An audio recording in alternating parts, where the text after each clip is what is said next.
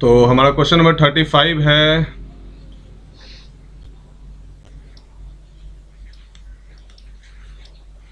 water is flowing through a cylindrical pipe of internal diameter 2 cm into a cylindrical tank of base radius 40 cm at the rate of 0.7 meter per second. By how much will the water rise in the tank in half an hour? तो water is flowing through a cylindrical pipe. तो सबसे पहले हम draw करते हैं यहाँ पर cylindrical pipe एक। इस पाइप से होकर वाटर मेरा फ्लो कर रहा है और इस पाइप का डायमीटर 2 सेंटीमीटर है। It means radius 1 centimetre into a cylindrical tank, और टैंक जिसमें ये पानी गिर रहा है वो भी मेरा सिलेंड्रिकल है। तो हम सिलेंड्रिकल टैंक का एक रफ फिगर बनाते हैं।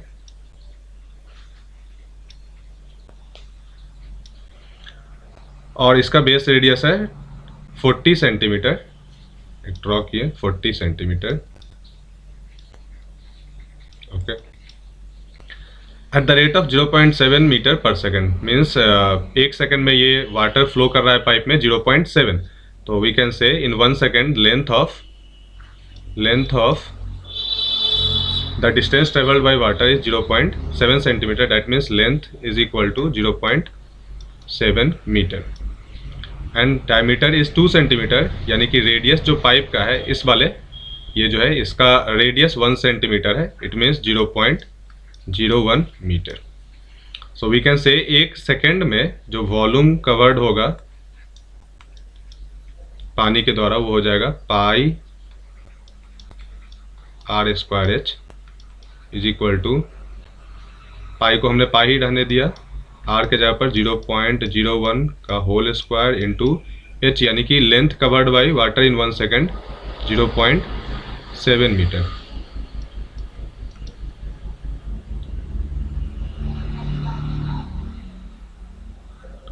और 1 सेकेंड में इतना ही वॉल्यूम ऑफ वाटर इस पाइप से इस टैंक में गिर रहा है। ये हमारा टैंक है और ये पाइप। तो 1 सेकेंड में यही वॉल्यूम ऑफ वाटर मेरा पाइप से टैंक में गिर रहा है। तो जो वॉल्यूम ऑफ वाटर 1 सेकेंड में पाइप में होगा उतना ही वॉल्यूम ऑफ वाटर रीच करेगा टैंक में। तो हम निकाल लेते हैं टैंक का वॉल्यूम। तो सबसे पहले कितना हाइट राइज करेगा, ये हाइट हमने h मान लिया कि h हाइट ये राइज करेगा पानी। तो इसका वॉल्यूम कितना हो जाएगा, इसका वॉल्यूम हो जाएगा मेरा पाई आर स्क्वायर, 40 सेंटीमीटर है यानी कि 0.4 मीटर इंटू हाइट h। ये दोनों वॉल्यूम ऑफ वाटर सेम होंगे क्योंकि जितना पानी पाइप में 1 सेकेंड में फ्लो कर रहा है वही पानी टैंक में आकर गिर रहा है। तो दोनों वॉल्यूम सेम होंगे, तो दोनों को हम इक्वेट कर देते हैं। दैट मीन्स पाई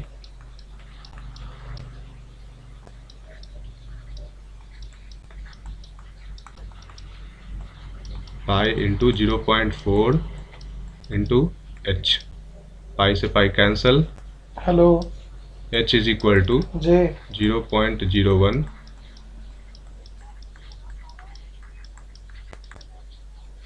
अपॉन, इसको कट कर देते हैं, यहाँ पर रख दिया 100, यानी कि 1 इंटू 1 इंटू 0.7, एक और किस बात का 0.4 स्क्वायर बिट्टू भैया ओह सॉरी, यहाँ पर 0.4 स्क्वायर तो 0.04। इट मीन्स 7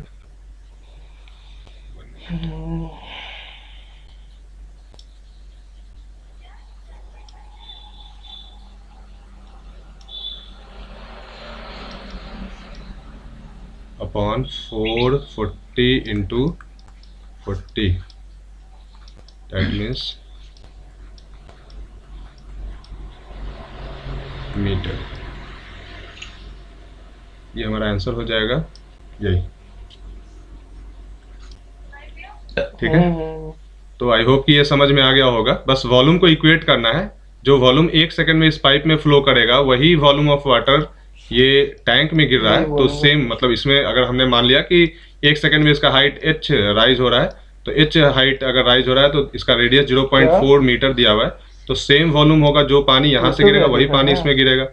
तो इसका वॉल्यूम कितना हो जाएगा, पाई इंटू 0.4 अरे का होल वीडियो स्क्वायर इंटू हाइट वीडियो एच, एक्चुअली और इसका एक सेकंड में इसमें जो वॉल्यूम ऑफ वाटर जो ये ट्रेवल कर रहा है वो कितना हो जाएगा, पाई इंटू 0.01 का होल स्क्वायर इंटू जो एक सेकंड में पानी ये फ्लो कर रहा है वो 0.7 है, तो इंटू 0.7 दोनों वॉल्यूम को जस्ट हमने इक्वेट कर दिया और कुछ भी नया नहीं है इसमें। तो हम मूव करते हैं दूसरे क्वेश्चन पर। आई होप ये क्वेश्चन समझ में आ गया होगा। तो दूसरे क्वेश्चन पर मूव करते हैं।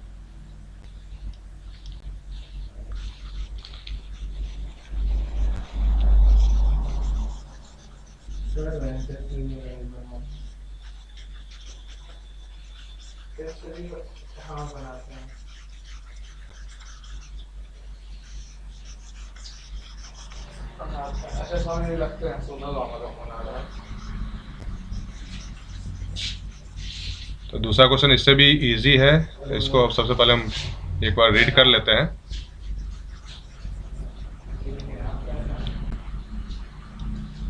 A motorboat covering a distance of 16 km upstream and 24 km downstream in 6 hours. In the same time, it covers a distance of 12 km upstream and 36 km downstream. Find the speed of the boat in still water and that of the stream.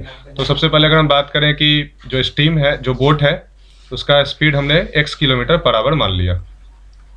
ये boat का speed है, यहाँ पर हमने लिख भी दिया कि ये बोट का स्पीड स्टिल वाटर में है, और स्ट्रीम का स्पीड अगर हमने मान लिया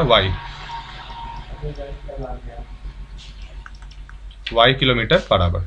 अब अपस्ट्रीम कब बोलेंगे, जब बोट इधर मूव कर रहा हो राइट की तरफ और स्ट्रीम पानी लेफ्ट की तरफ मूव कर रहा हो, तो boat is said to be travelling in upstream. अगर मान लेते हैं बोट भी राइट की तरफ मूव कर रहा है और नदी का पानी भी राइट की तरफ अगर जा रहा है, तो उसको हम बोलते हैं डाउन स्ट्रीम कंडीशन। ये मेरा डाउन स्ट्रीम कंडीशन हो जाता है।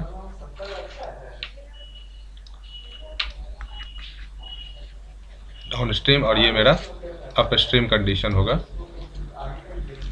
ठीक है, नेक्स्ट अगर हम आगे मूव करें, अब कर रहा है motor boat covering a distance of 16 kilometre upstream. 16 kilometre upstream, जाहिर सी बात है अपस्ट्रीम में मेरा स्पीड घट जाएगा, यानी कि रिलेटिव स्पीड जो हमने बताया भी था क्लास में, x माइनस क्या हो जाएगा y, और 24 kilometre downstream. 24 kilometre downstream मतलब relative speed x plus y, जो हमने चर्चा किया था पढ़ाते समय।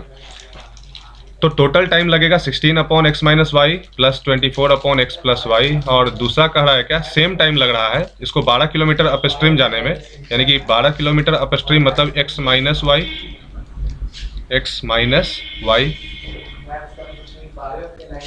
और 36 किलोमीटर डाउन स्ट्रीम मतलब 36 बाई एक्स प्लस वाई। अब इसको सॉल्व कैसे करना है, तो जस्ट यहाँ से हम एलसीएम वेलसीएम लेकर जो भी अब तुम सॉल्व कर सकते हो आसानी से, इतना तो अब 10th में आसानी से कर सकते हो, तो इतना बताने की जरूरत नहीं है। बस एक हम हल्का सा हिंट दे देते हैं।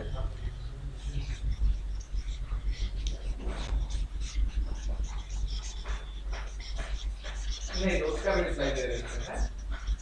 आप पैसा उठाइए और चले जाइए।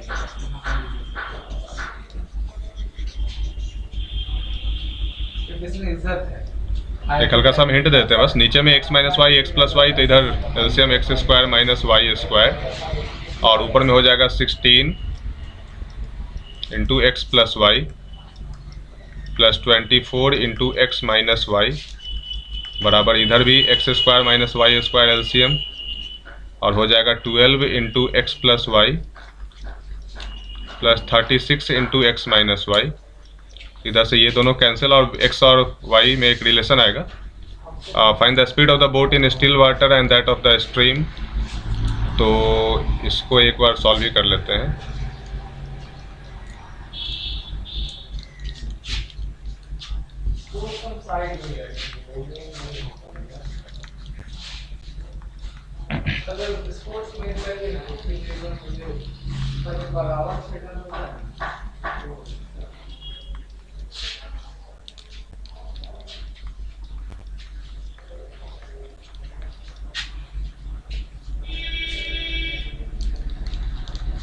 इसके बाद हम ऊपर ले आते हैं इसको।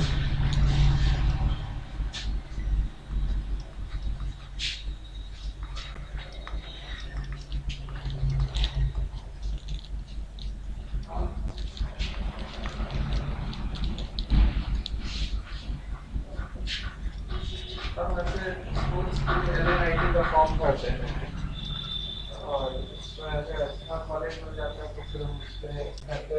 अगर अभी बोलेंगे तो अभी से ही किस को हम सोचे हम आराम से एग्जाम देने का रिजल्ट के बाद बताएंगे कि उनको क्या करना है। और